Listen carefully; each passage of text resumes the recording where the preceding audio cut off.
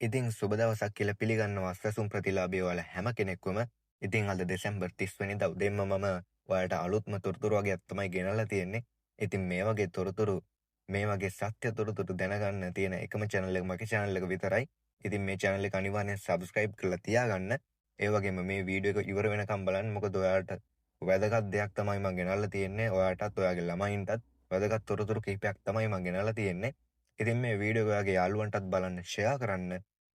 Video එකට like එකක් දාන්න කමෙන්ට් එකක් දාන්න. ඉතින් මේ වගේ වැදගත් වීඩියෝ ගොඩක් මම ඉස්සරහට ගේන්න බලාපොරොත්තු වෙනවා. ඒ නිසා අනිවාර්යෙන් මගේ YouTube channel එක subscribe කරලා තියාගන්න.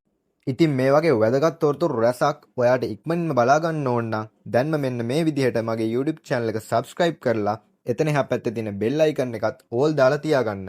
මොකද මම ඉස්සරහට මේ වගේ videos ගොඩක් ගේන්න බලාපොරොත්තුෙන් ඉන්නවා. ඉතින් අද මම ගෙනල්ලා තියෙන්නේ රජයෙන් රුපියල් 6000ක සහ 25000ක දීමනාවක් පාසල් සිසුන්ට දෙන්න සැලසුම් කරලා තියෙනවා. ඉතින් රජයෙන් දැනුම් දීලා තියෙන විදිහට මේ රුපියල් 25000ක දීමනාව දෙන්නේ ආපදාවෙන් අවතන් වෙච්ච ළමයින්ට විතරයි. ඒ කියන්නේ හැමෝටම මේ 25000 ලැබෙන්නේ නැහැ.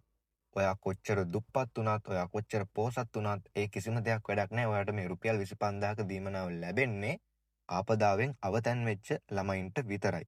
හැමෝටම මේ 25000 දීමනාව ලැබෙන්නේ නැහැ. ඉතින් ඒ නිසා කලබල වෙන්න එපා. ඉතින් මේ රුපියල් 6000ක දීමනාව ලැබෙන්නේ පාසල් උපකරණ මිලදී ගැනීම සඳහා. පාසල් යන ළමයින්ට තමයි මේ රුපියල් 6000ක දීමනාව ලැබෙන්නේ. ඉතින් මේ 6000ක මුදල් ලැබෙන්නේ විදුහල්පතිගෙන් හෝ අධ්‍යාපන කාර්යාලයෙන් තමයි.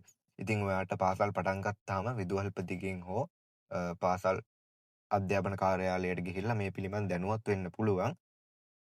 ඉතින් මේ දීමනා තාමත් දෙන්න පටන් අරන් නැහැ. රජයෙන් දැනුම් දීලා තියෙන විදිහට මේ දීමනා ඔයාට ලබා දෙන්නේ 20යි 26 ජනවාරි මාසේ මුල් සතියේ වෙද්දී තමයි මේ දීමනා දෙන්න පටන් ගන්නවා කියලා රජයෙන් සැලසුම් කරලා තියෙන්නේ. ඒ නිසා ඔයාට තව සතියක් විතර බලන් ඉන්න වෙනවා මේ දීමනා ලබා දෙනකම්. ඉතින් මුලින් කිව්වා වගේ මේ 25000ක දීමනාව ලැබෙන්නේ අවතන් වෙච්ච ආපදාවෙන් අවතන් වෙච්ච ළමයින්ට විතරයි. එතකොට මේ 6000ක දීමනාව ලැබෙන්නේ පාසල් සිසුන් 300කට වඩා අඩුවෙන් ඉන්න පාසල් වලට විතරයි. ඉතින් එහෙම තමයි රජයෙන් තොරතුරු ලබා දීලා තියෙන්නේ.